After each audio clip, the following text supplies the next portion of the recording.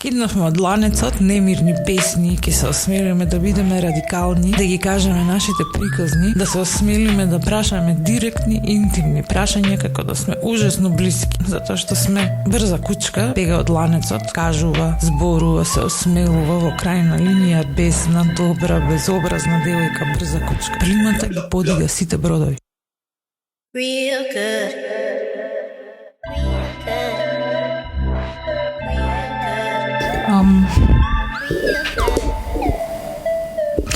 Здраво, Ана. Оваа недела гостинка ни е Ана Ашталковска-Гајтановска, редовна професорка на Институтот за етнологија и антропологија. Повеќе за себе, сама ќе ни раскаже, да не должиме многу, ќе почнам со моето вообичаено прашање, со кое што го отворам подкастот е што сакаше да бидеш кога ќе пораснеш? На кој културолошки контекст ти предходеше, како пораснал мојот соговорник, како се обтегнала жицата за да ја исфрли стрелата во лед, за да стигне онаму каде што е денес. Ова прашање е пообидно ми е да го поставам денес, затоа што ме интересира од кој контекст доаѓа млада жена од Охрид во антропологија и етнологија. Како си стигнала до тоа да стигнеш во оваа наука или дисциплина и конечно да останеш таму? Најдолг период од моето детство сакав да бидам ветеринар всушност. Ама таму некаде средна школа почна да ми се менуваат интересите. И свати дека луѓето се животни. Може и така да кажеме. Ама почна да ме сватив дека подобро ми одат општествените хуманистички дисциплини, некако се наоѓам повеќе таму. И во тој период, таа критична една возраст, тинејџерска, заедно со мојот карактер, исто така специфичен, кога се обидуваш да си го најдеш местото, кога се обидуваш да се разбереш себе си па и другите околу тебе, обично таквите луѓе завршуваа на психологија. Па и мене ми падна тоа на памет, дека сакам да студирам. Исто доаѓаше предвид социјална работа, тоа ми беше привлечно многу и денес ми е привлечно. Беше гимназија, така? Да, општа гимназија. А контекстот беше лудачки, тоа беше 90-тите години, транзиција, не лупна сите многу јако. Војни, се, буквално се. А не знаев дека постои етнологија. И во моментот кога слушнав дека постои таков институт, веднаш решив дека тоа сакам да го студирам, зашто за разлика од овие другиве две варијанти кои ова ми беше некако по широко поле и тргнав со стереотипот за тоа што подразбира етнологија, дека ќе можам да учам за далечни, екзотични култури, па дека ќе патуваме вниз светот. Така, отприлика. Мислам дека ќе ми кажеш дека твојата представа за етнологија била ќе учам за македонските носи. Не, тоа ми беше непривлечно од секогаш. Особено начинот на кој што го учевме тогаш во тој период, тие некои аспекти од народната култура. И веднаш решив дека тоа сакам да го студирам, се запишав на етнологија и видов дека е реалноста наша сосем поинаква. Прво заради различните традиции на западната антропологија, ова што го кажав со стереотипот за тоа што значи да си антрополог е многу различно од колку она што се практикуваше кај нас. Особено заради тоа што дисциплината тогаш беше многу млада кај нас. Ни една деценија не постоеше како завод за етнологија во рамките на Институт за географија.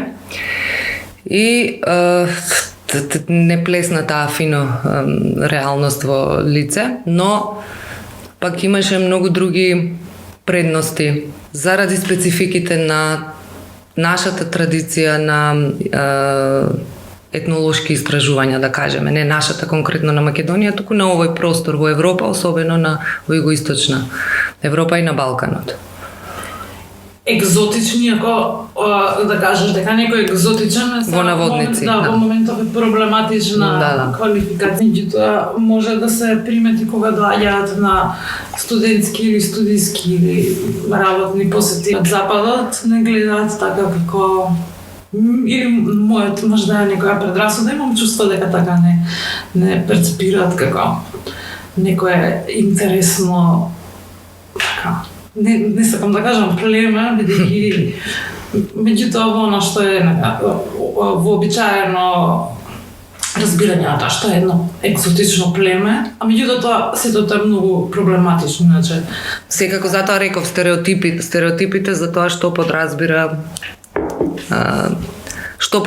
овие истражувања и овие професии кај нас. Ситуацијата во Македонија е поспецифична. Традицијата на етнолошки истражувања постои и тоа постои од формирањето на државата, практично, на републиката после Втора светска војна, кога се етаблираат овие институции. И траела многу кратко. Студиите по етнологија на Универзитетот Свети Кирил и Методи траеле само неколку години, па биле укинати и после постои вакуум еден голем од 30 и кусур години до формирањето на овој завод за етнологија во рамките на Институтот за географија, и ние практично учевме повеќе географија отколку што учевме она за што сме се запишале на факултет, и моравме за многу работи да се снаоѓаме сами, и морам да кажам со помош на поамбициозниот кадар на заводот тогаш за етнологија, и нашата генерација некако почна да ги полека, многу полека, ама сепак да ги размрдува некако, да почнат да течат во поинаков правец тие истражувања, отколку што било типично до тогаш.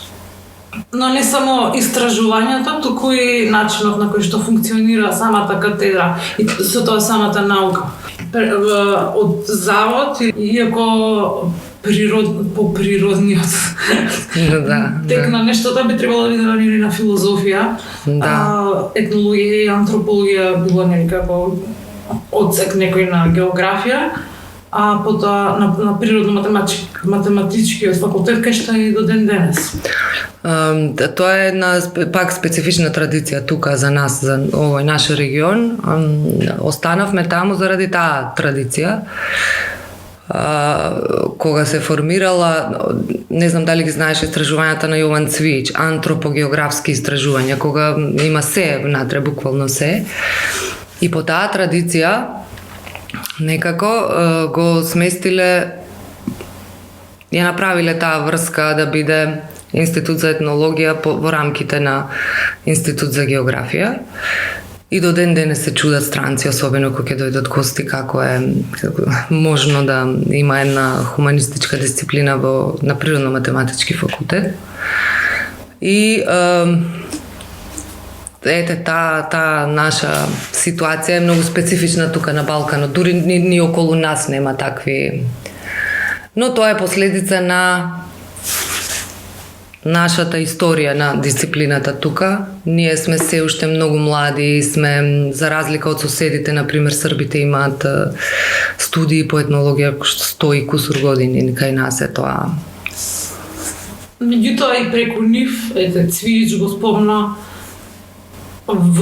Вчков, така, па има и наши локални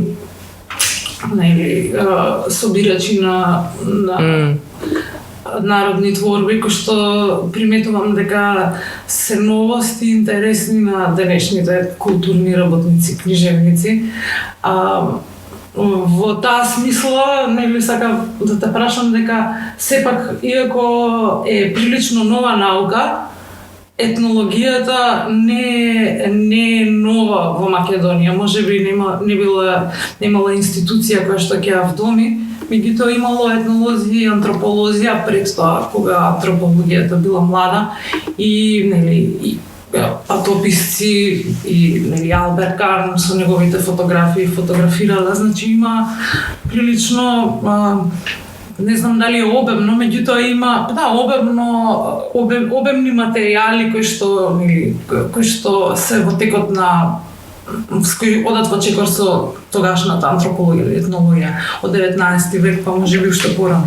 За тој период можеме да зборуваме етнологија. На Балканот, тука околу нас, во нашиот регион, таа спојка меѓу етнологија и антропологија се случи некаде околу 90-тите, 2000-тите години. До тогаш сите катедри беа катедри по етнологија, институти по етнологија.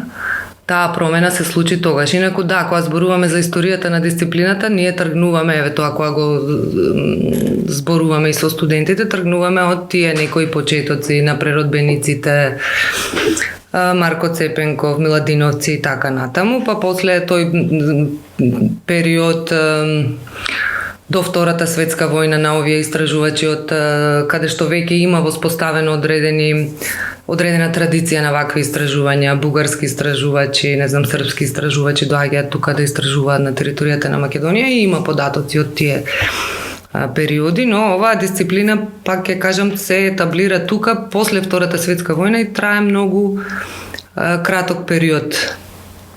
Пошто била укината катедрата. Да, била укината тогаш.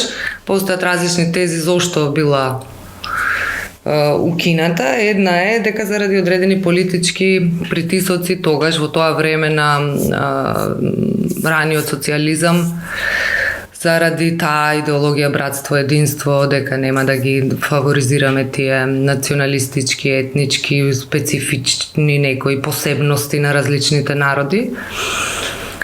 И дека заради таа контрола овој институт бил укинат, но има една многу интересна спротивна ситуација од ова, која што ни покажува дека овие изрази кои што се однесуваат на и се блиски до етничкиот идентитет, фолклористите, не знам, етнолозите во овој цел период, практично тие манифестираат една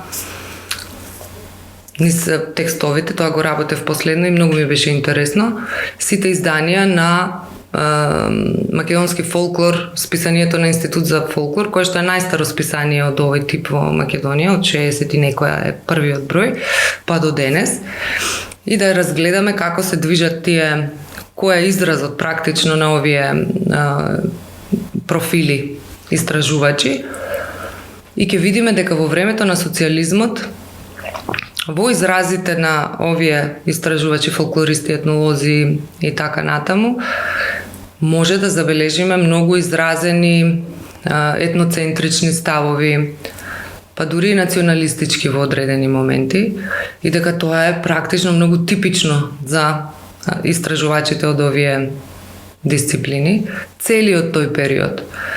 Многу гласно, многу... Сега секако и тие приказни биле контролирани, нели? Но дозволата да можат истражувачите на тој начин да се изразуваат била на наша страна, за разлика од, да речеме, србите и хрватите, каде што биле многу поконтролирани овие, зашто тие се сметат за големи национализми, овој нашиот и на другите помали републики во рамките на Југославија, не биле баш големи, нели биле во фаза на етаблирање, на создавање, и заради тоа тие стеги биле попуштени, биле со дозвола некако на системот на партијата и така натаму. Награда, можеби немате катедра, можеби немате наука, меѓутоа издувајте се во македонски фолклор. Не само издувајте се, туку е тоа како една... Можеме да видиме како истражувачите од овие дисциплини всушност учествуваат во создавањето на приказните, наративите кои се однесуваат на македонскиот етнички идентитет. Го градат во тој период, тој се, да кажеме дека се гради. Тие приказни се градат. Направи споредба со тогашната Југославија, со етнолозите, антрополозите од тогашната и фолклористите од тогашната Југославија, колку биле во расчекор со западните или западноевропските или американските етнолози, дали било вообичаено да нели да се велича националниот, етничкиот и прирасниот елемент на она што го или оние кои што ги истражуваш, посебно доколку си дел од групата за која што не пишуваш. Па тоа е клучната разлика меѓу западната антропологија и нашите тукашни етнологии, зашто го спомнав стереотипот за западната антропологија, дека задолжително до втората половина на 20 век, ако оние кои што се занимаваат со оваа професија, како малтене како обред на инициација било дека треба да избереш задолжително некоја многу далечна, многу во наводници екзотична култура, мала заедница, за која што не знаеш ништо, и дека ќе треба одново да ги учиш сите, да ја учиш културата, да го учиш јазикот, да престојуваш многу долг период со луѓето таму за да го научиш јазикот, да ја научиш практично културата од нула, и ова се сметало како норма во западната антропологија, за разлика од и ова се променило и таму, реков негде втора половина на 20 век, кога почнуваат и таму истражувачите да работат дома. Но таа е главната карактеристика и главната разлика. Ние тука, за разлика од нив, ние почнуваме да работиме дома. Нашата намера е да работиме дома во нашите заедници, кои што ги познаваме некако, јазикот ни е познат, тоа е голема и предност и мана, како да кажем.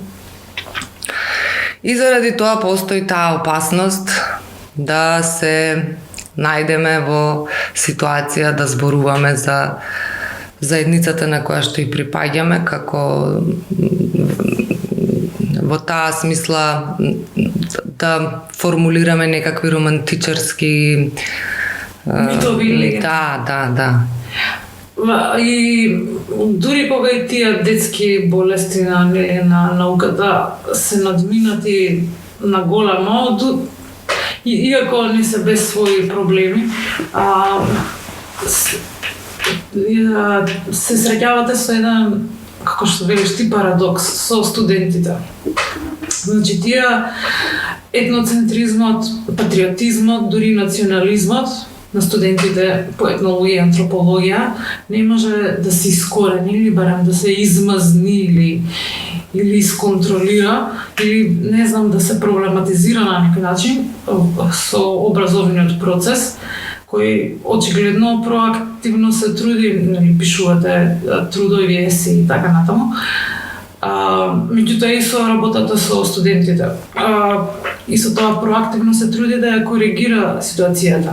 Дали можеш да го посечиш конкретно, ајде не противникот, меѓутоа причината зошто младите генерации се сосема глуви на новите, не на новите, на нови стандард на антропологијата, каде што треба да бидеш објективен кон објектот, субјектот, што и да е, што го... Тоа е дискутабилно колку можеме ние да бидеме објективни, но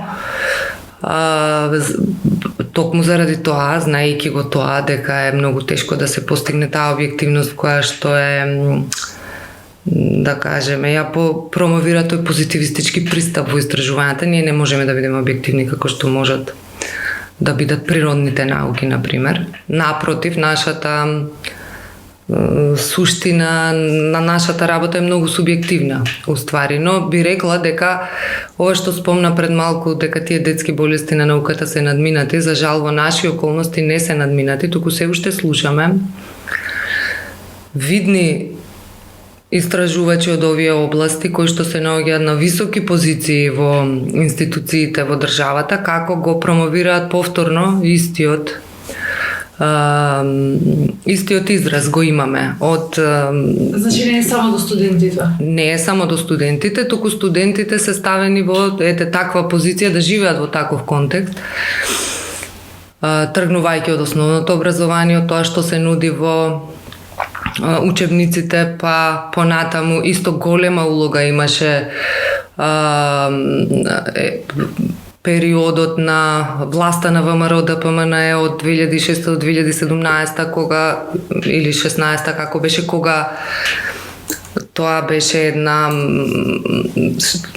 шизофрена ситуација во таа смисла, кога постојано ги слушавме истите тие изрази. Па дури би вие бевте затечени, ако добро се сеќавам и впечаток доколку е правилен во вашата работа, така мислам дека не ви беше баш седно, нели работата не ви беше баш непречена веројатно во начинот на кој што работевте и немаше пречки некакви конкретни, освен што не добивавме пари за проекти, за да реализираме одредени проекти, но се уште правиме многу од проектите од ентузијазам, за среќа. Тоа би рекла дека е така во смисла на практична некоја пречка, но другото е ова што е многу поважно, што генерации млади луѓе се израснати слушајќи го тоа таквите изрази секојдневно, дека нашиот идентитет е во некаква криза. Тоа е исто многу, како да кажам, индикативно за тоа како ние, како маса луѓе во оваа држава се чувствуваат, како да е тој постојано во некаква криза, како да може да биде нападнат, па дури може да биде и уништен.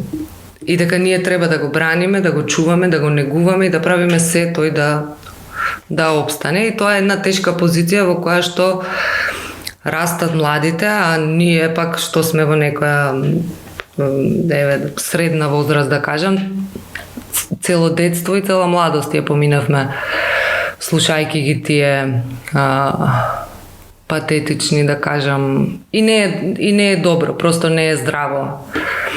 Во смисла на кога политиката тоа го, владата тоа го поддржува и го промовира.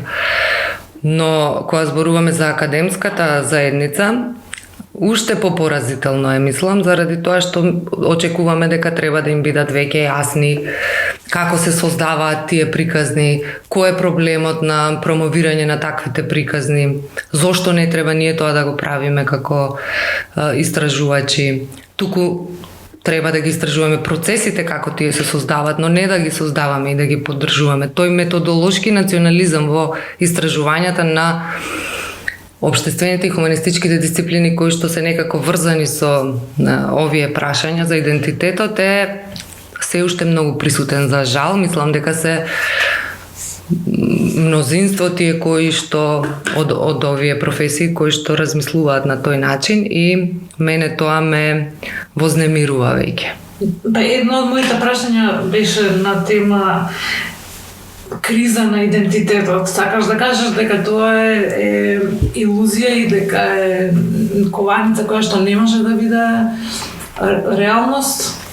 Не, ние сме во криза, ама треба да видиме што ја предизвикува таа криза. Зошто ако ја полниме главата на луѓето дека сме во константна криза и дека сме константна жртва и дека сме постојано нападнати и дека нашиот идентитет е во опасност, тоа воопшто не е лесно за луѓето. Така да се чувствуваш така постојано е малтене налудничаво.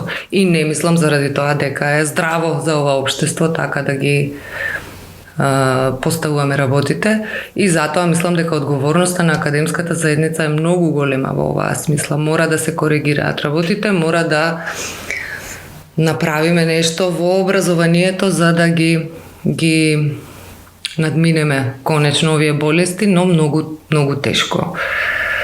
Да, се чини дека не само што не се коректив, туку дека се користат и како инструмент каде што се дава легитимност на некои нели политички и дури националистички тези, приказни, наративи.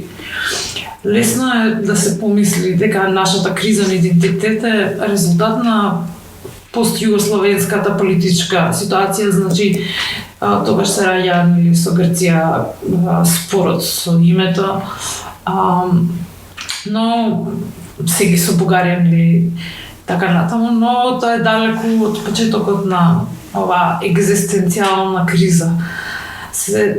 Дури се фаќам себе како се изненадувам кога разгледувам слики по Facebook групите каде што е од типот на Велес во минатото, каде што луѓе постираат семейни фотографии и каде што гледам луѓе во 20-тите, 30-тите години како се облечени, па стојат пред бензинска пумпа, како одат во школа, во мешани паралелки, начинот на кој што се облечени, замислиме се тоа во народни носи со босоноги деца кои што трчкаат, туку една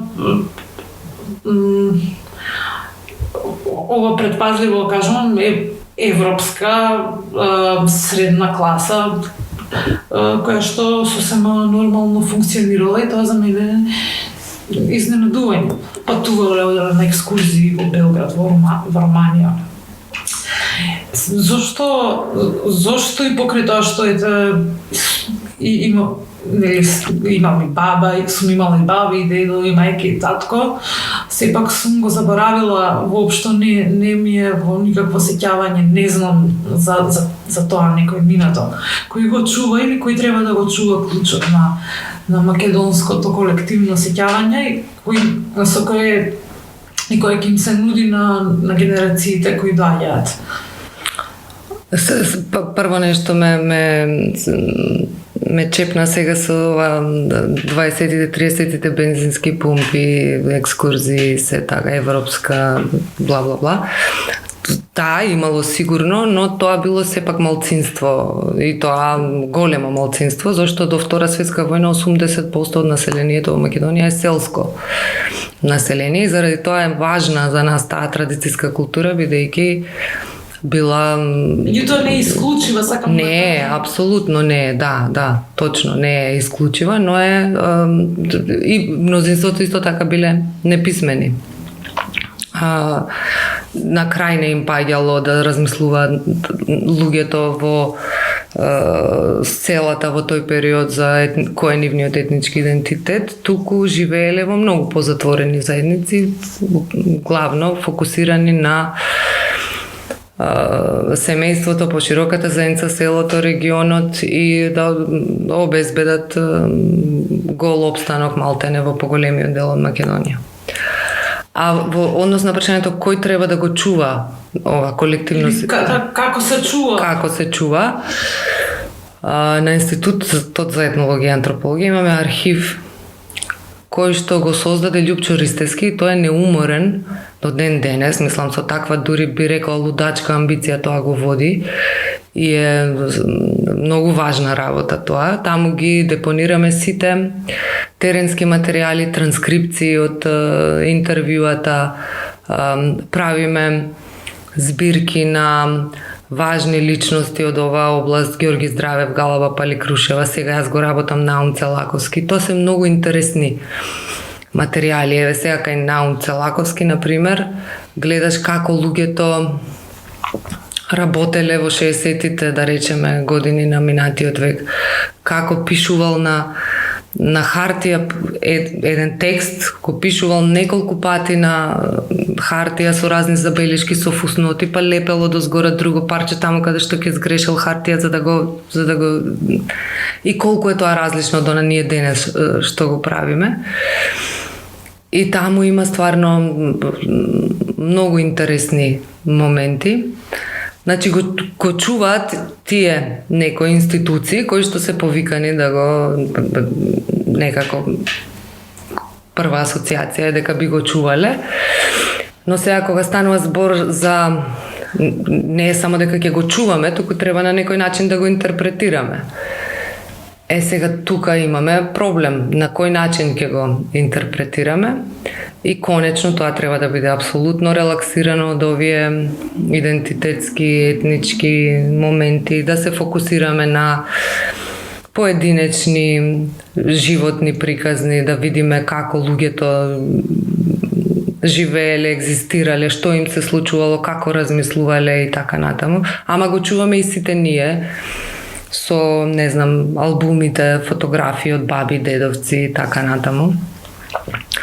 А го оставаме на едните генерации кои може ќе најдат други начини за да го интерпретираат, ќе најдат други моменти значајни во... Но дефинитивно треба да биде релаксирано од оваа димензија за која што зборевме до сега. Илина Јакимовска исто така професорка на институтот има и подкаст, мислам, каде што користи некои од Да. од материјалите, обични луѓе се вика така, од материјалите од архивот. Така што е една препорака за оние кои што може би ги заинтригира Муаветов. Веројатно и многумина од слушателите веќе го слушна, веќе може би 2 години најмалку стар подкастот. Да, таму има интересни приказни на обични, необични луѓе. И тоа е значајна архива за следните генерации. Значи, во архивата има се содржат теренските материјали на студентите и на научниците кои што одат во главно во Македонија, така. Дали е возможно да се биде антрополог како во 21 век, кабинетски антрополог? Значи, дали или сепак е возможна антропологијата целосно положена на теорија, или во време кога светот е толку мал, па дури имаме македонски антрополог кој што во Непал оди, што е некој куриоз. Не би требало, меѓутоа Марија, заборив како се презива, меѓутоа е куриозитет некој што работи во Непал. Значи, дали е возможно антропологијата да биде сосема изземена од теренската работа? Се е денес возможно, особено во антропологијата, која е многу широко поле и е многу отворено, особено денес. Но јас пак сметам дека дека теренското истражување е исклучително важно, дека мора во текот на нашето воспитување како етнолози и антрополози да го поминеме тој процес, зашто е многу значаен кога ќе го видиш, ќе го чуеш со своји очи, кога ќе се најдеш во ситуацијата, кога ќе треба да се снајдеш во ситуацијата и да ги интерпретираш понатаму податоците до кои си стигнал. Но можно е, јас последното моје истражување беше кабинетско и ги разгледував списанијата на Институт за фолклор, македонски фолклор, седиш во кабинет и имаш еден куп списанија кои што ги читаш и ги етнографија на текстовите кои што се објавувани низ историјата за одредена тема која што те интересира. Така да можно е, се е можно. Некои од големите антрополози, значајни, познати како што е Клод Леви-Строс, например, тој не сакал многу теренски истражувања, одел секако, но не бил нешто многу воодушевен. Имаше една Ѓурчица Петровиќ од Белград, една госпоја многу интересна, почината е, која дојде на предавање кај нас на Институт за етнологија и таа кажа, а се занимава со традицијска култура, таа кажа дека воопшто не сака да оди на терен. И ги спроведувала теренските истражувања на телефон. Ке отворила именик и барала во тоа село број некој, па ќе се јавила на телефон. Значи, сакам да кажам, да, се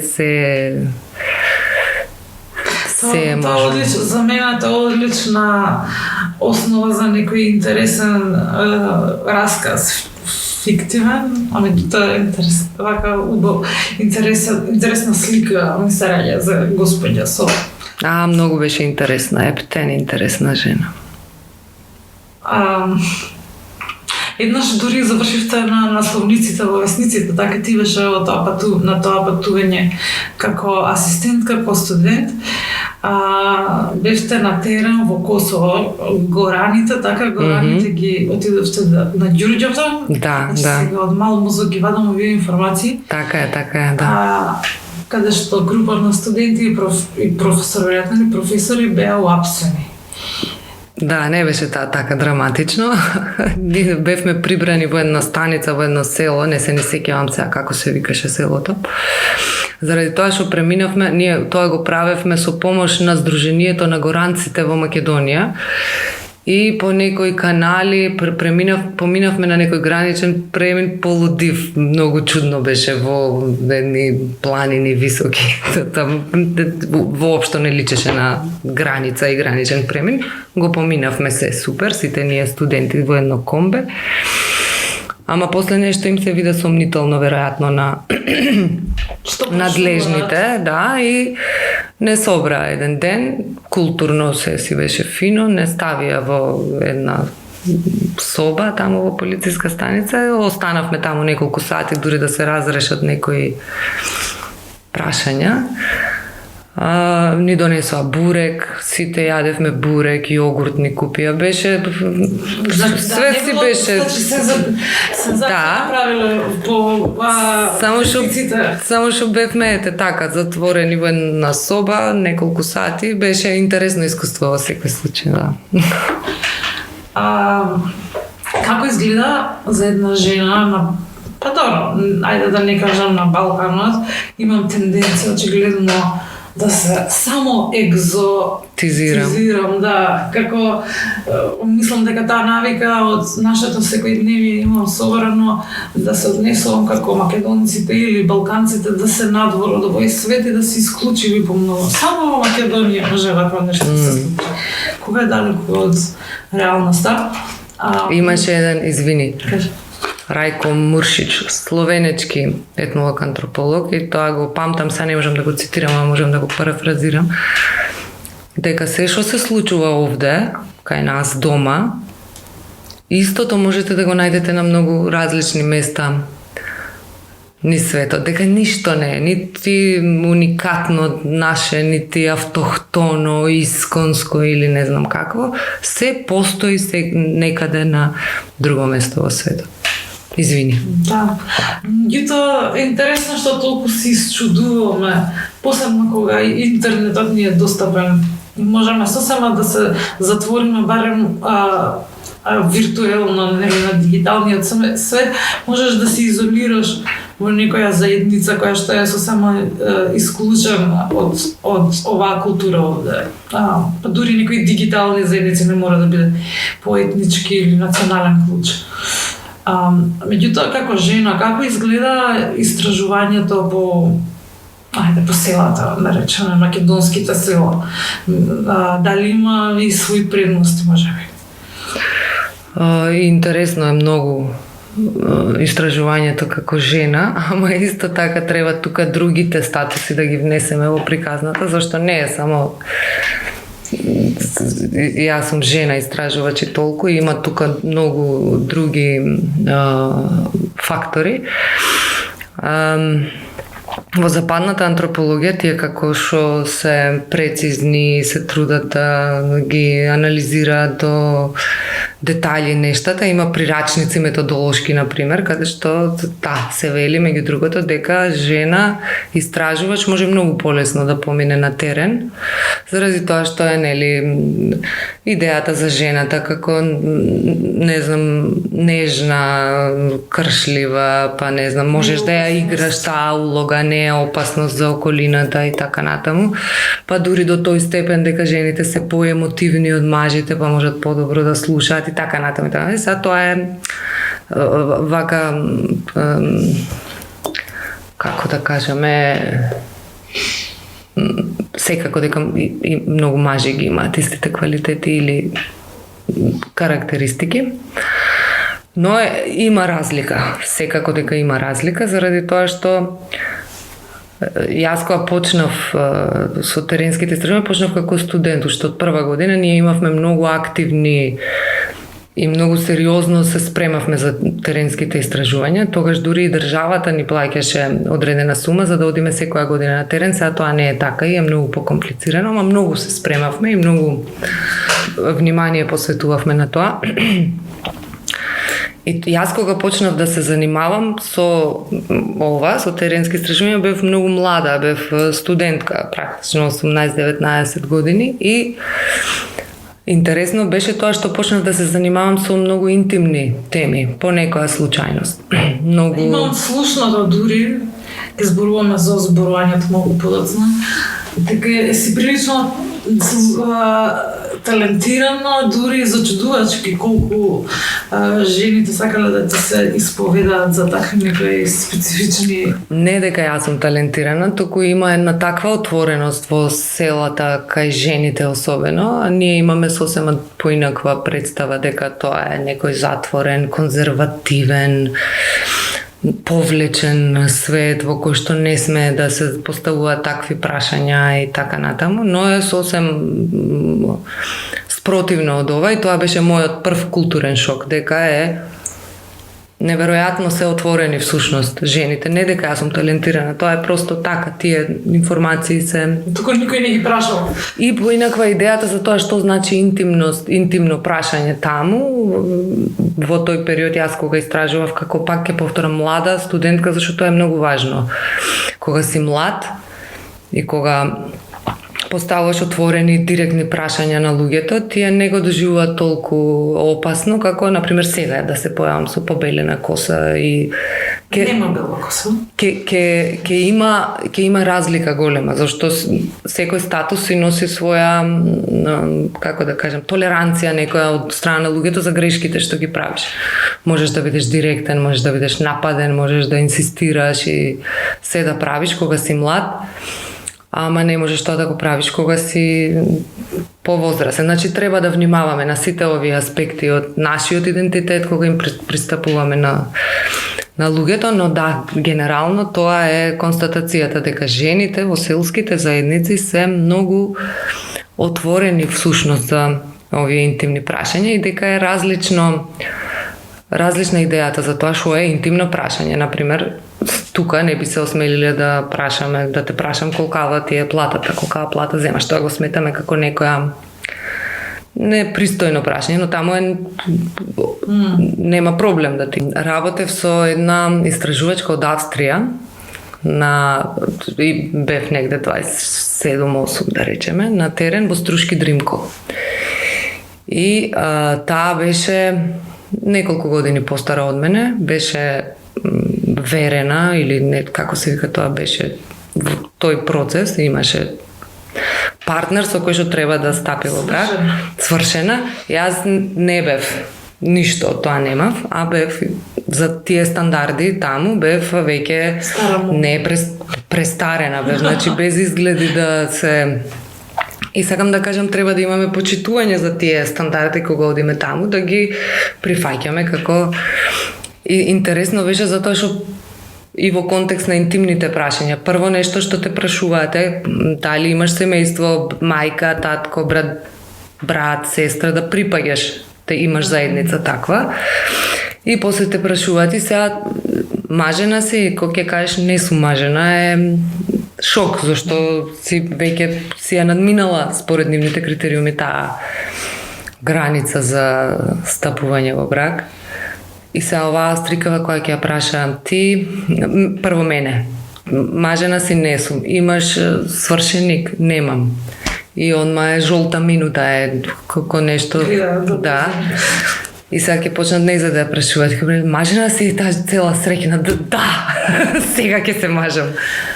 Деца, кога планираш деца? Па ќе почнат да ти бараат евентуално потенцијални таму партнери во околината, па да те спојат со некого и така. А во контекст на овие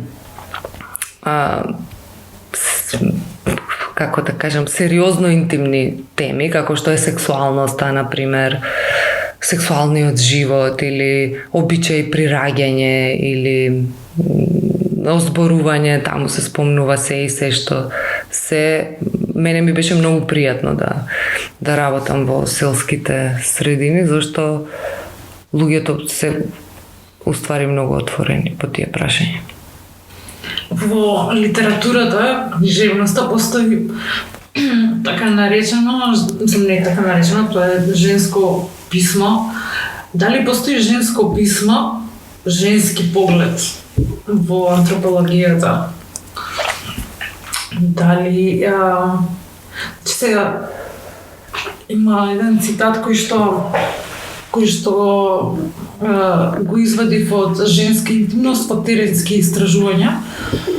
Во американската антропологија почнува да се обрнува внимание на различните идентитети и статуси на истражувачот и следствено на субјективноста во антрополошката работа уште во 60-тите години на 20-тиот век и генерално за ова просветлување се заслужни припадниците на така наречената феминистичка антропологија.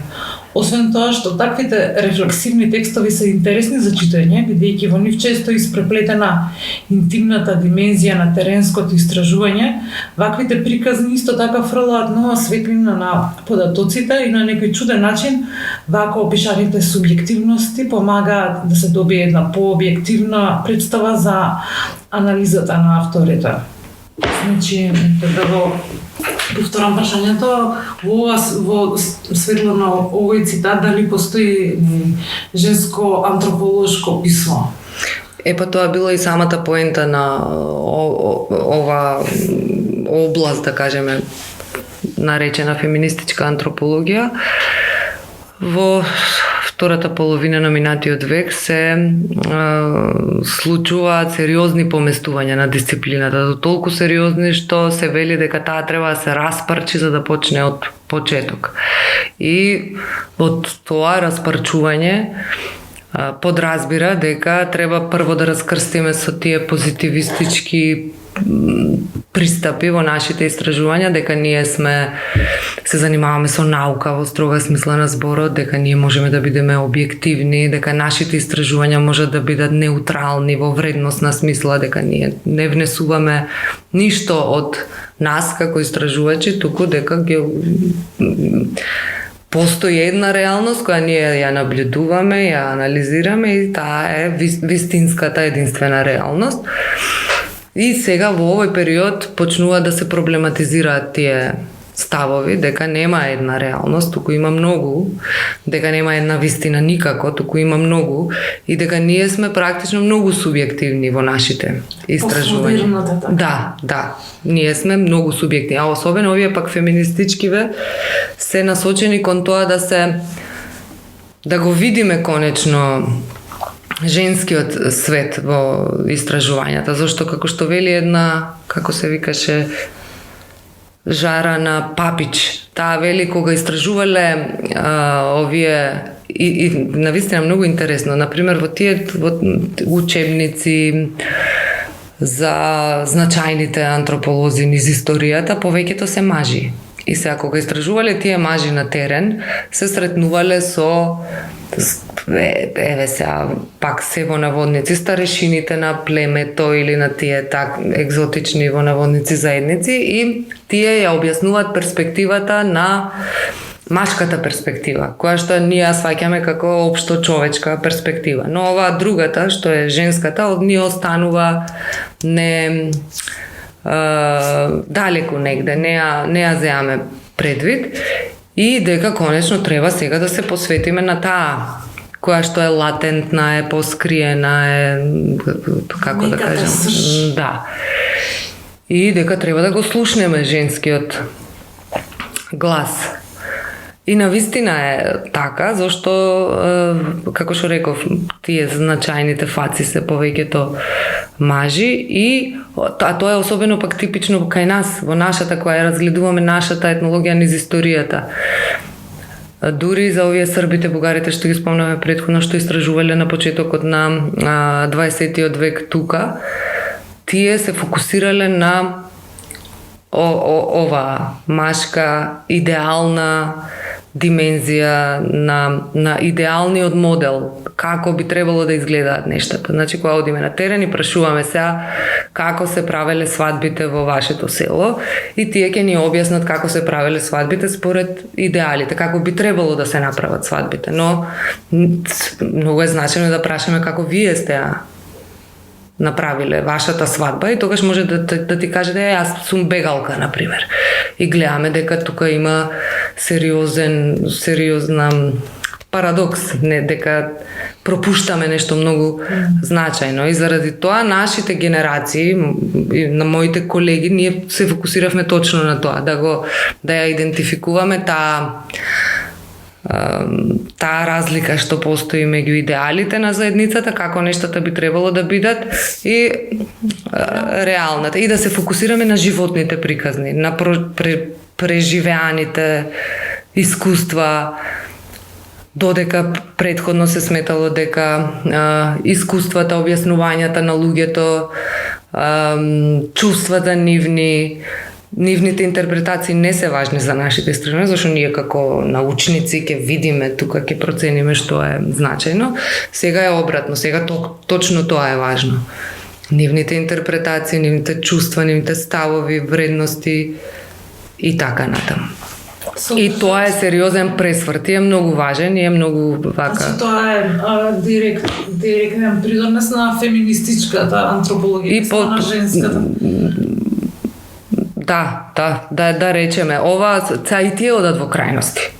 И тие исто така одат во крајности. Во западната литература се свашта можеш да прочиташ. Например, дали сега се поставуваат прашања, дали е можно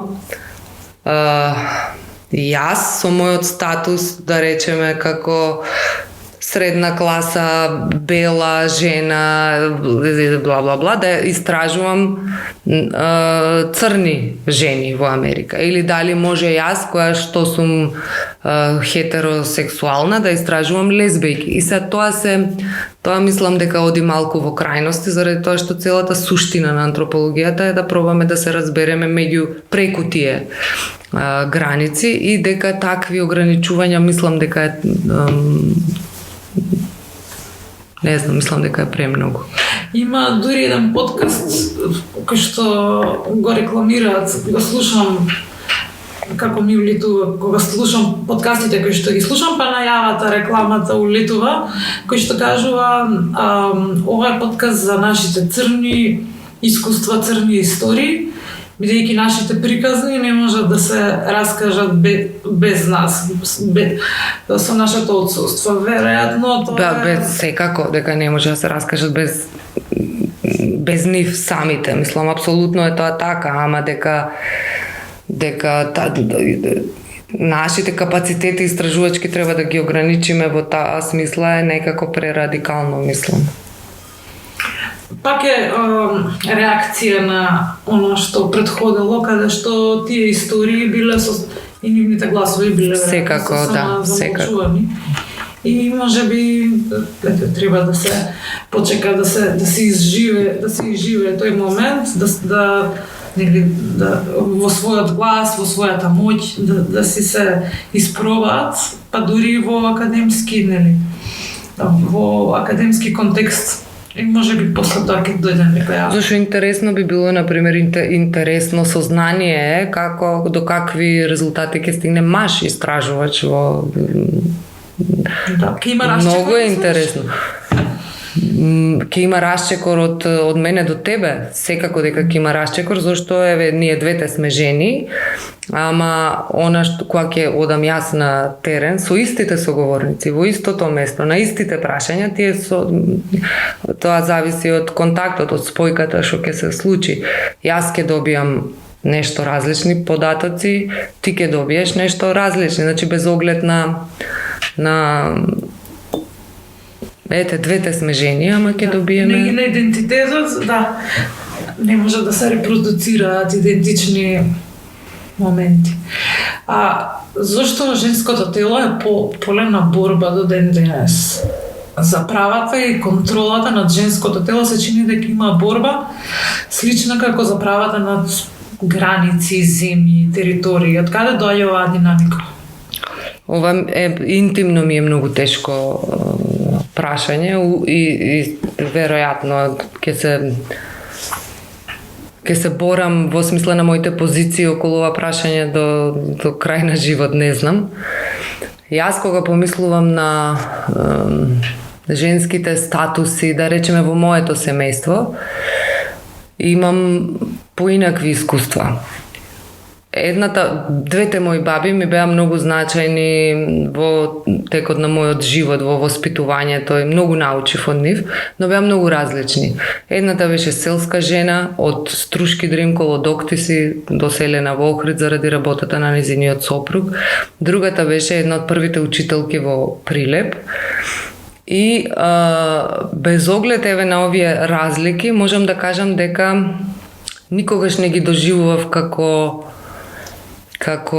помалку значајни од машките членови на семејството или како помалку авторитетни. Беа големи авторитети и столбови на семејството во многу ситуации и заради тоа ми е тешко да од друга страна, секако, постои еден таков темен облак кој што го чувствуваме и сега во однос на различниот третман, особено кога се работи за жените и мислам, не знам од каде доаѓа таа динамика, не можам да кажам, да стварно ми е тешко, но знам дека треба да се работи сериозно на воспитувањето и на младите, на децата, но и на возрастните, на луѓето во оваа смисла. Дефинитивно. Не знам дали статистиките кои се однесуваат на семејно насилство, на фемициди се толку шокантни затоа што ги има повеќе по медиумите и ние имаме контакт со нив или од секогаш постои или сега има некаква кулминација на таа тема, тоа е така. Заради тоа, извини, ние се фокусиравме, пак ќе речам, мојата генерација на тоа потекна од еден текст на Анета Светиева, во која што вели нема црно-бели ситуации на кога ја истражуваме традицијската селска заедница, а кога го кажувам овој термин, мислам на она заедница која била типична до средината на 20 век. Особено во тие машко-женски односи. И сега тој облакот, што викам црниот, што го идентификуваме сега како некој патриархат, треба да се земе малку да го релативизираме, заради тоа што и повторно има врска со тој идеален и реален модел на однесување. И ние заради тоа се фокусиравме многу на значајните функции на жените во традицијската селска заедница, со што биле многу значајни.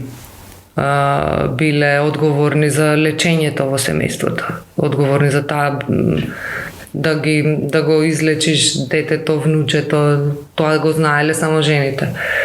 Бајачки биле исто така многу авторитетни жени во заедниците кои што се занимавале со лечење на луѓето. Со стоката повеќе мажите се занимавале, но нема мажи. Со набајање на стоката. Да, тоа повеќе мажите.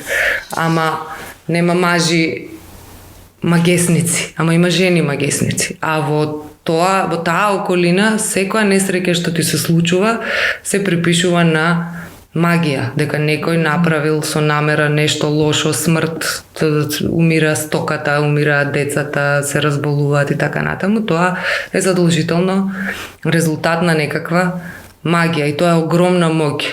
Иако е негативна, е лоша, нели, но е женска моќ. Оваа исто белата, бајачките е исто зашто така на тој начин се лечеле луѓето. Значи биле многу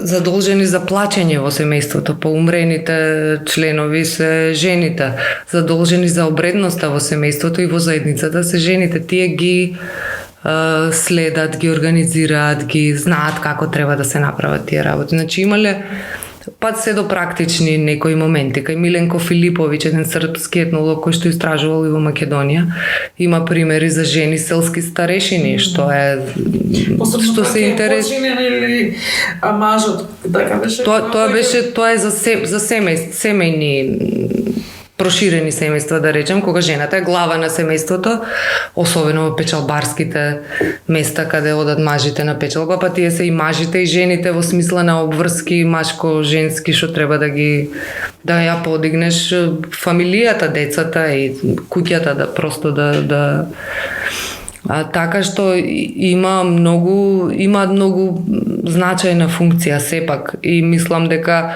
освен на ова сега што е многу важно да ги истакнуваме значајните жени низ нашата историја во книжевноста, во исто толку е важно да ги истакнуваме овие функции на жените на обичните жени, во традицијската селска заедница кои што си има своја традиција и своји функции. Па и со земјоделството, и со одлуки правеле околу водата, се сеќавам добро. Крадење во рамките на семејството. Таа латентна женски механизми, тие скриени, например во проширено семејство кога живеат неколку браќа со жените и со децата, крадат од заедничките ресурси, ги продаваат и создаваат приватна собственост за собственото семејство. Тоа е многу убава книга на Дуња Рихтман Аугуштин која зборува точно за ова прашање и дека кога живееле во задруги тој термин е малку во проширени семејства, во големи семејства со кои што бројат многу членови, неколку помали семејства здружени заедно. И тоа било обид за некоја автономност или сепак живееле во склоп на проширеното? Живееле, апсолутно живееле во склоп на проширеното семејство, но знаеш како се, тебе ти се најбитни твоите деца и наоѓаш начини како да се снајдеш во таа околина. Дали интимата е женска територија? Во традицијската, она што јас го истражував во селата во Стручки Дримкол, таму постои таа теза дека тоа женска територија, дека мажите не се снаоѓаат таму најдобро, но секако дека е тоа, како да кажам, стереотип во известна смисла, зашто знаеме дека не е баш така едноставно би било баш фино да може така да се подобри. Ваша интимата. Да. Зборувањето е едно од твоите професионални интереси, теми со кои што се занимаваш. Која е неговата функција? Дали има и други механизми на регулирање, на утврдување и поставување на норми и вредности како срам, засрамување, притисоци за некои видови на заплашување или булинг, многу модерен концепт, кој би бил традиционалниот пандан на новија механизми. Тогаш кога намерно веројатно некој ќе пушти вест во твоето село дека си ваква или таква и ќе ја ограничи со таа вест и со ширењето на таа вест ќе ја ограничи понатаму твојата реализација како нормален, во наводници, просечен припадник на заедницата. Инаку има многу функции, јас го разгледував од аспект на озборувањето како механизам за социјална контрола, дека тоа ги контролира односите во рамките на заедницата. Ги контролира на многу начини и повторно според стереотипот жените се задолжени за да водат ваква присмотра на околината, соседите, соселаните и така натаму. Тие се заинтересирани што се случува, кој со кого, што направил, што ми кажал, па да се пренесат тие вести. И може да биде апсолутно опасно кога може да има таков резултат да наштети, исто како денес, но може да има и позитивни функции, секако има и своји позитивни функции, зашто некогаш озборуваме некого кој не е присутен, така, на муабетот го озборуваме и во позитивна смисла, викаме и право, супер, овој каков човек е. Ги зајакнуваме на тој начин вредностите, утврдуваме што е добро, што е лошо и така натаму. И на истиот начин како што кога озборуваме некој кој што ги прекршил нормите. Се ова зборувам во секојдневна смисла, не такви драстични радикални прекршувања, зашто тогаш следува и самото озборување во такви ситуации подразбира и срам и засрамување, но има и некои постапки кои што ги сите сме слушнале за нечесни жени, оние кои што влегуваат во брака, не се невини, за приказната како ги ставаат на магаре, качени наопаку, па ги носат низ селото и така натаму. Но озборувањето има сериозна функција на контрола на околината и на реализација на поединците во заедницата. И од друг аспект, кога озборуваме некого, особено ако сме, нели, сите го правиме, ако сме се согласуваме кога напаѓаме некого и во лоша смисла, тогаш и нашата врска се зајакнува. Ние викаме дека сме сега озборуваме за некој, па се зближуваме, па се согласуваме, па ни е убаво, има некоја терапевтска функција да се чувствуваме како и на крај да си кажеме, леле, колку сум јас нормална за разлика од овој што го озборуваме, кој што е има одредена норма прекршена. Да. Да, како е како фигурира корпоралното казнување? Дали е тоа женски механизам или механизам кој што се извршува врз жените? Ми текнува на оние застрашувачки примери за доколку откријат чедоморство, па ќе ги прегледаат, нели, градите, доколку дои, па се растргнува или како беше, или тоа се само приказни кои што се кажувале за да ги... Може се. Јас, да, мислам дека се. Има многу малку податоци. Ова со расчеречувањето беше, мислам, кај Миленко Филиповиќ за Скопска котлина се однесуваше, мислам, не сум сигурна. Како ја расчеречуваат жената што се ископилила, например, на 4 коњи, па ја мислам тоа е како да кажем, не може да тврдиме дека такви сериозни. Не знам, може се случувало, стварно не можам да кажам, може се случувало, но мене ми изгледа како да е прејако дидактичко повеќе функција, доколку ти следува. Имам читано за корпоралното казнување за деца кај кои заедници, посебно по етничка линија, е вообичаена, како и не, меѓутоа како е со жените? Или не ти па во смисла на жртви, на... Дали, доколку... Или јавно? Да, доколку засрамувањето, озборувањето е женски механизам, каде што се регулираат некои норми, дали корпоралното казнување, нешто како пример е филмот Малена ти текнува, каде што ја сечат косата, дали е тоа дел од женските механизми, или тоа е нешто кој што се може би се на... Кој го спроведува, не знам, во смисла практично, но е дел од санкциите на заедницата кој што ги определила како... Да, веројатно повеќе она што денеска се нарекува домашна, како се вика, домашно насилство, веројатно во рамките на семејството и тука се одвива таа динамика. Јавниот простор исто така нешто што многу сакаме да го озборуваме. Јавниот простор во Македонија се чини дека е многу креок. Таа кршливост се гледа преку законите кои што прилично строго го контролираат. И тоа е таа некоја идеална наспрот реална ситуација. Преку начинот на кој што јавните гласила се воздржуваат да дискутираат отворено приказни, кои во повеќето западни демократии се отворени на погледот на јавноста, со сите недостатоци секако на тој концепт на транспарентност.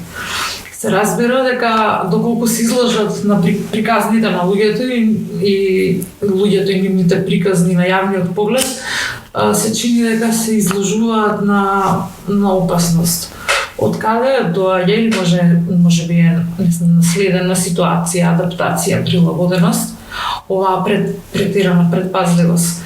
Дали доколку зборуваме за идеални светови, можно е да најдеме модел кој што ќе се надмине срамежливост од јавниот поглед и осуда. И ова се пресликува од рецензии, преку било што се однесува на дискутирање на приказните на луѓето во јавниот простор. Има едно разбирање, еден договор, каде што луѓе се обидуваат да се дистанцираат од тие пракси. Ако зборуваме за македонскиот контекст, за нашиот контекст, мислам дека сега веќе има одредена релаксација во тој поглед. Јавни личности зборуваат за травматични искуства, за ментални болести, за обиди за самоубиства, за ги споделуваат нивните искуства во таа смисла и мислам дека се релаксираме во одредена мерка во однос на тоа прашање. Секако и тие приказни се контролирани. Има некаква цел, тие има некаква намера, така може мојата намера да ја подигнам свеста за овој проблем и така натаму, но се контролирани во таа смисла. Инаку кога зборуваме за идеален модел, веројатно прво што ми паѓа на памет е на Херцфелд Културна интимност книгата, тој вика, сега ќе го парафразирам, од прилика дека сите ние градиме блокови околу нас и во исто време се обидуваме да го рушиме блокот на тој до нас. И дека тоа е просто таква некоја ситуација. Сите сме изузетно заинтересирани за интимната приказна на тој до нас, ама нашата ќе ја чуваме или ќе ја представиме контролирано според собствените можности, капацитети, идеи, намери и така натаму. И дека тоа е веројатно некоја важна е многу и во нашите истражувања е многу важна таа да се внимава на приватноста на другите, особено на соговорниците, кога кажуваат многу интимни моменти од нивните животи, па треба да внимаваме во одредени ситуации да не го користиш името секако, презимето да бидат анонимни ако посакаат. Има некои што не сакаат да бидат анонимни, но во такви ситуации треба да внимаваш да користиш примери кои што ќе ги преформулираш така за да не може да се идентификува местото, луѓето, зашто може тоа многу лесно да се направи. Значи треба да се внимава и во исто време треба да се работи на тоа да ги нормализираме интимните изјави на луѓето кои што сакаат да ги споделат, тоа да стане просто. Можат интимноста и јавниот простор да бидат во некоја пријателска, да не бидат како спротивставени концепти, туку некако да се преклопуваат. Во таа смисла може, вака ако внимаваме, ако сме не можеш никогаш да бидеш прецизно коректен во оваа смисла кон луѓето, така, но сите внимаваме. Кога одиме на плоштад да купиме цигари во продавница, нема да одиме веројатно во пижами, туку некако ќе пробаме да се спастриме или може и да одиме во пижами, ама тогаш имаме друга некоја намера, како да кажам, имаме намера во однос на тоа како се сакаме да поентираме нешто, на нешто да посочиме. Иако по странските медиуми, во коментарите, читам често дека тоа е станат некој стандард да се оди во продавници и се појавуваат мајки во школа да се ги земат децата по пижами. Ништо страшно, да. И дури им се забранило, црнкињите носат онакви као бонец на силикат на англиски, као мрежички на косата и дека им забраниле да ги носат тие мрежички и пижами кога ги земат во школа. До толку, да, интересно. Не само тоа, постојано се во вестите приказни каде што има интервенции, да речеме на косата, а тоа доаѓа од едно неразбирање на ете, иако афроамериканците живеат 400-500 години повеќе во некаква си кохабитација таму во САД, сепак има длабоко неразбирање со нивните бели или латинкс сограѓани и случајно е веди падна оваа тема во раца, меѓутоа начинот на кој што ја третираат косата. Сега нормално е за да си ја заштитат, за да не им се истутка, си прават плетенчиња или ја виткаат на одредени начини, меѓутоа школите или на факултет, во вести кога завршуваат обично во спортски тимови, забрануваат дредови, насamo со дредови, или твистови, или плетенчиња, бидејќи ги сметат како израз на мода ексцентрична, кога кај нив се само начин на кој што нивната си ја средуваат косата, да. Така што како се преплетува постојано интимното и јавното. Сега дали во некое пријателство, веројатно е тоа постојан процес. И тоа ме води до мислам дека ти си првиот човек со кој што секогаш ја спремам оваа рубрика, меѓутоа никогаш не моментот не бил доволно добар, не сум почувствувала дека едноставно вајбот не е окей за да преминам во тие прашања ако се спремени, а тоа е деновивени звести се вика.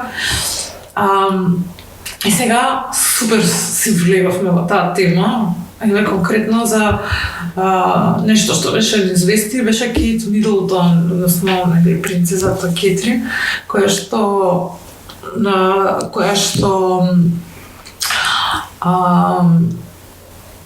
беше принудена да излезе и да објасни кој е нејзиниот медицински статус.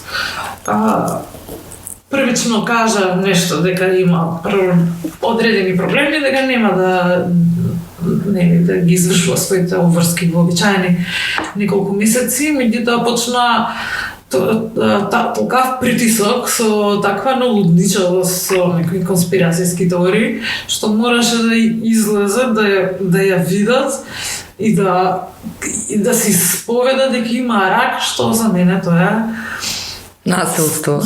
Да, страшно е да мораш да бидеш принуден. И секогаш кога така се однесуваат пред неизе, сега ги закачивме и британската монархија пред неизе, и Диана беше еден таков значаен пример каде што тој е екстремно дзиркање во низиниот приватен живот доведе онака прилично директно до низината смрт и повторно ништо не се научило. Луѓето обично велат дека вие сте исклучително привилегирани и тоа ви е во описот на работата, дека ќе бидете дехуманизирани. И тоа помирате се со тоа. Дали, не знам што е прашањето, за некој коментар како антрополог, како ти изгледа односот каде што луѓето тотално забораваат дека се работи дека се зборуваат за други луѓе, дека тотално ја укинуваат нивната човечност. Таа ситуација беше греота, навистина беше. Јас многу се нервирав зашто покажува една шизофрена глобална ситуација кога секој се дрзнува да коментира нечија состојба без оглед на тоа чија е, дали е јавна, нејавна, ваква, таква личност, мислам застрашувачки. Јас се плашам ова докаде ќе оди таа потреба да знаеш, ајде, добро, имаме потреба да знаеме пикантери за јавните личности или за соседите или за било кој. Тоа е, рековме, некаква... Има функција. Просто имаме такви потреби, но ова отиде во навистина застрашувачки. Тие работи што ги слушавме тие денови, тоа беше језиво и налудничево. И не знам во каква средина треба да ги растеме нашите деца, што сега се развиваат, кога и што тие треба да научат од тие ситуации кои ги сведочиме.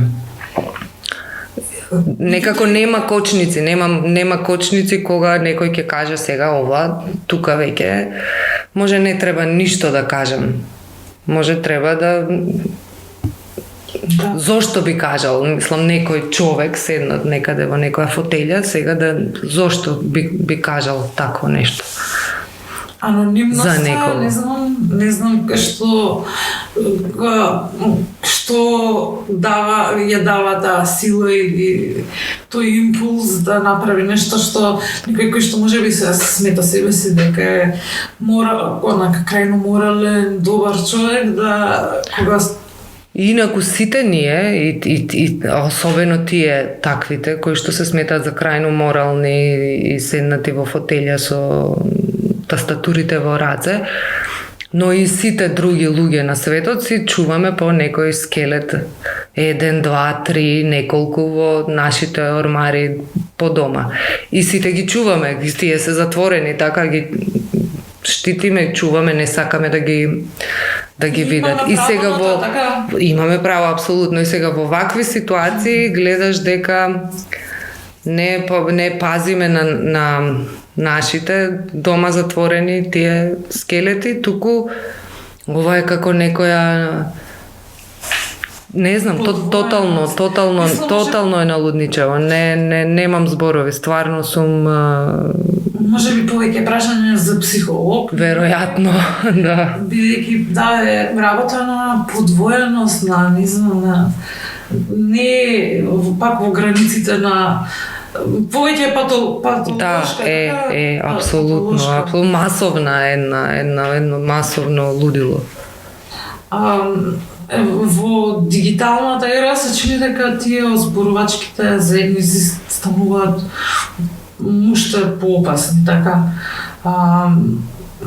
Лажните вести, тоа сите, го имаме слушното, дипфейковите, исто така нешто што да ти се крене коса на глава, кога може само да дадеш мал семпл на својот глас и слика и веќе имаш видео кое што звучи и изгледа на тебе, а кажува или прави работа, мислам дека и порно филмови, за среќа најчесто во моментот се користат како зезанци, како е Глеб Обама што кажува. И нешто смешно, такво наивно детинесто, меѓутоа дали знаејќи она што знаеш за традицијата на озборувањето или озборувањето во традицијата, мислиш дека загриженоста за овој вид на не само манипулации, туку овој вид на трендови оправдана одење на некоја... Апсолутно, многу е оправдана, зашто имаме такви ситуации во нашето секојдневие кога воопшто не внимаваат луѓето кога коментираат нечија трагедија, и тоа е, не знам, самоубиства, нечија смрт, самоубиства на јавни личности, па тука се како секој да има потреба сега да образложи која е причината, па зошто тоа, па како се случило, па ако е несимпатичен во јавноста, па да се истурат секакви гадоти за конкретниот човек, без да мислат дека има луѓе околу, има деца тие луѓе, дека имаат блиски своји родители и така натаму. И тоа излегува тотално од контрола. И сега скоро по повод смртта на Мирко Попов имаше Звездан Георгиевски една колумна во која што точно го опиша, тоа е неверојатна една злоба, еден олош што се истура буквално во вакви ситуации, кој што е поразителен за нас, за сите нас, и најмногу од се тоа е резултат на елементарно невоспитани луѓе, како да кажем. И заради тоа мора да се обрне внимание на образованието и умската писменост на децата. Тоа треба да го имаат во школа и треба да знаат како треба да се однесуваат во вакви ситуации и кога можат, кога не можат, кога е морално, кога не е морално да кажеш ти просто што мислиш, без да го оставиш тој простор да помине одредено време за да се дојде момент да легнат работите, како да кажа, без да знаеш на крајот на краиштата, без да ја знаеш нечија ситуација, без да ја знаеш нечија приказна. Зашто дури и кога ја знаеш нечија приказна, и тогаш таа не е една приказна, не е само твоја приказна. Сега јас ќе решам да зборам за Ана Чушкова нешто, тоа не е само твоја приказна. Таа приказна вклучува секогаш многу други луѓе и многу треба да внимаваме на овие ситуации, зашто не знам, мене ужасно многу ме разочарува и мислам дека во вакви моменти сакам да се изолирам некако од оваа околина и дека треба да влијаат на нашето ментално здравје просто. Ова прашање оригинално се однесуваше на Мирко, меѓутоа ја не мислам дека не бев доволно созреана да го поставам. Сакам да кажам дека драго ми е што бранот на љубов и сочувство, кој што беше изненадување, најмногу од се затоа што беше подвргнат на ужасни, мислам, и на нашиот подкаст зборувавме точно за тоа, дека е сосема свесен за троловите кои што го на најлоши, најпогредни начини го насекаде го како кучиња го следа. И мислам дека беше нај сладкиот,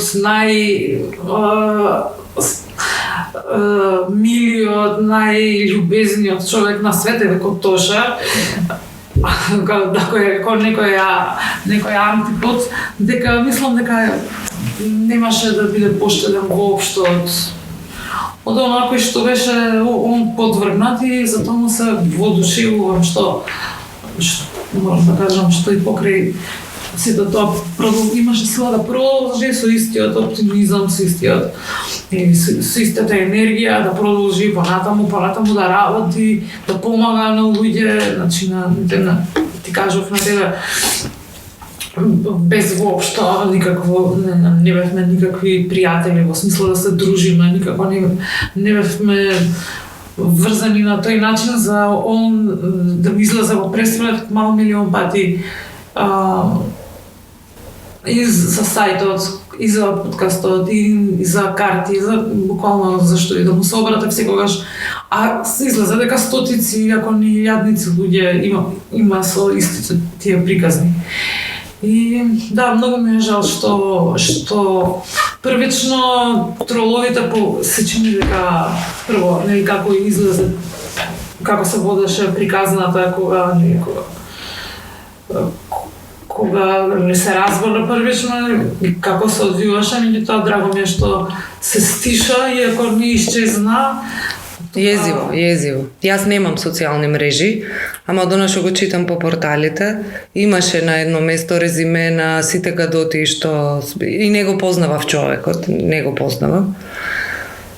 Но е секако, мислам, монструозно, тоа е сериозно насилство, е рамно на физичко насилство, некојаш и таквото психичко насилство може да биде и пострашно. Сериозно треба да обрнеме внимание на овие моменти и да се потрудиме децата да ги воспитуваме да имаат одговорност кога ќе кажат нешто. Не само Мирко Попов.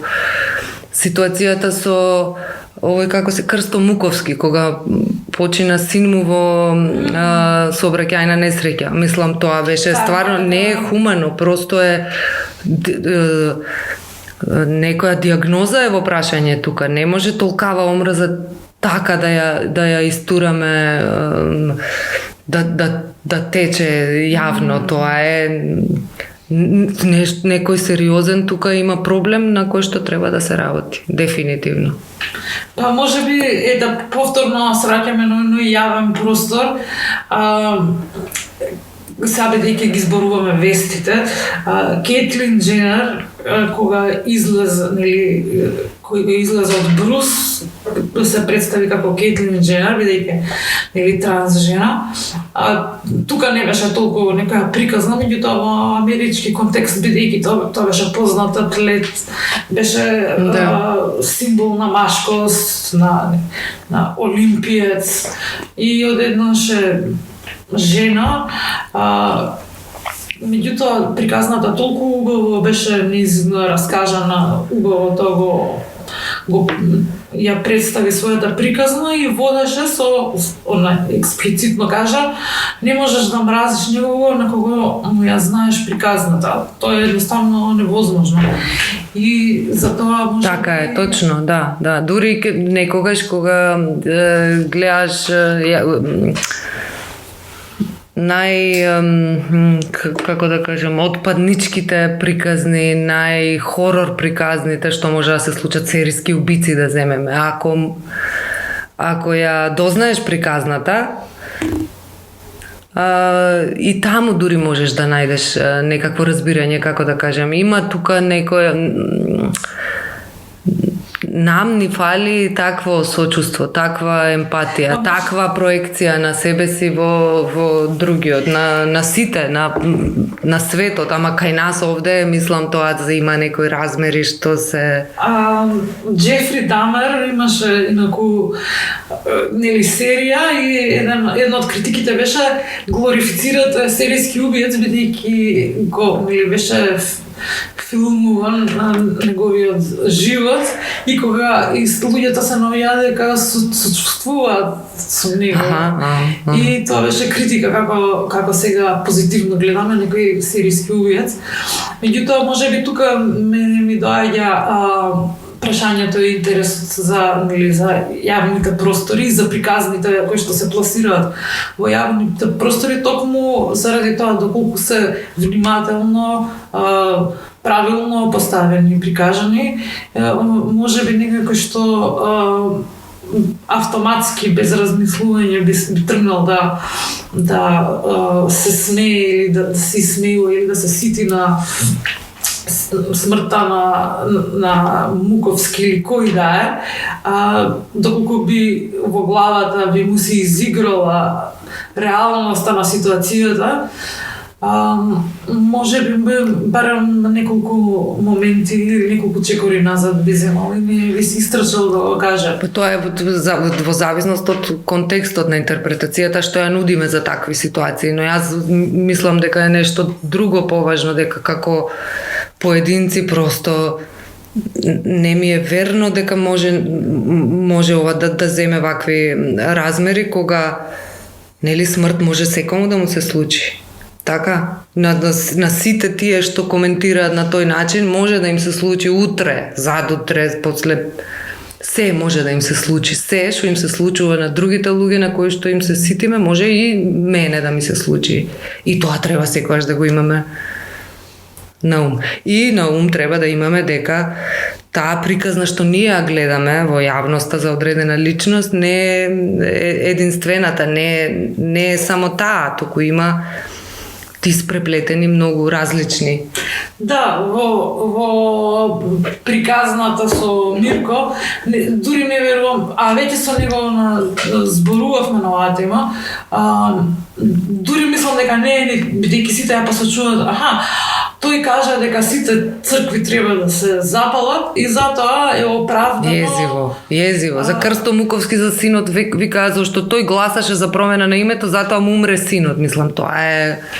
Не, тоа е за веќе за третман, за лечење, тоа не може така некој да го... Таа математика е не можеш, ако го помислиш, е проблем, а камоли ако го кажеш и ако го напишеш да стои таму некаде. Тоа е, значи, тој проблем се мултиплицира, и не го разбирам како стигнавме до таму. Навистина ми е неверојатно. Па мислам дека треба да се бере малку поголема одговорност на медиумите кои што ги администрираат. Да. Прво вестите кои што ги пласираат, а потоа и самите коментари на кои што одат под секако. Бидејќи тие се мултиплицираат. Така што ќе завршиме на оваа нота.